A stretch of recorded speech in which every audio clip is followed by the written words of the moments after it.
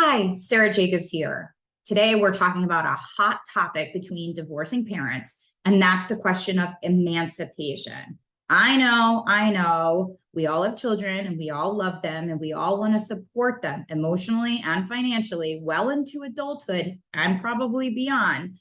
But divorcing parents are particularly sensitive to the issue of emancipation because it means freedom from financial obligations that you've either agreed to or the court has imposed. So, what does the word emancipation mean? In lawyer lingo, it means the time when your child is outside your sphere of influence. There's no magic cutoff age in New Jersey for this, and it's more dependent on factual circumstances. It's true that the law changed several years ago to presumptively end child support obligation when a child reaches the age of 19, but that's not the magic rule. It depends on a lot of different factual circumstances. And as you might have expected, there are exemptions to that bright line rule. They include higher education, disability, and a lot of other fact-sensitive circumstances. If it's not a magical age, then how can a parent know when a child is emancipated? Sometimes the factual circumstances are clear. If you don't go to higher education, or if you get a full-time job, clear.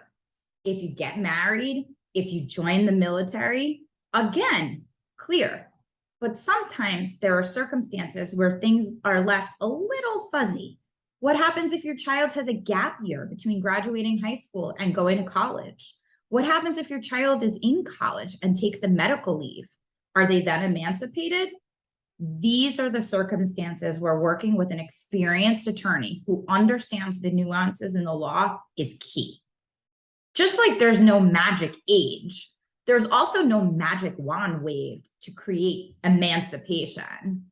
If you haven't clearly defined in your settlement agreement or the court hasn't defined for you when your child is emancipated, stopping child support or other forms of financial support can be tricky. If you haven't defined it in your agreement, or you're still working through the process and trying to figure out those trigger events, you have a few options. One option is you can agree with your co-parent about when your child is emancipated. If they've graduated college, maybe it's the month following.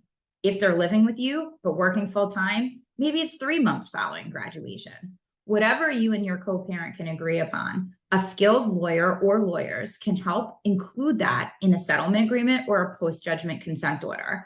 When those documents are filed with the court, and assuming nothing's changed, you can rely upon the agreements you made with your co-parent and you can stop paying support or financial obligations. Another option, if you can't agree, is to get the court involved. You'd then be in the position of filing an application to ask the court to emancipate your child. You'd have to provide a lot of proofs, including why your child is outside the sphere of influence, why you believe that emancipation is necessary, and why you think that your obligation to provide financial support, health insurance, or other remedies should be ended. The court then has a few options. It can dismiss your application if it finds you haven't met the burden of proof to even start the conversation about whether your child is emancipated. Or the court could do the exact opposite.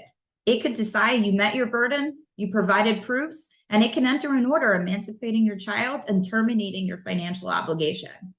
The court also has a third option. It can say, yeah, we think that you met the burden, but we're not 100% sure based on the facts whether your child is emancipated or not. So we're going to order a plenary hearing.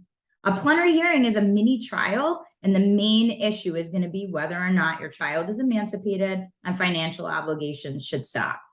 In that case, all throughout motion practice and all the way up to a plenary hearing, you have an opportunity to go back to that first option, which is agree with your co-parent.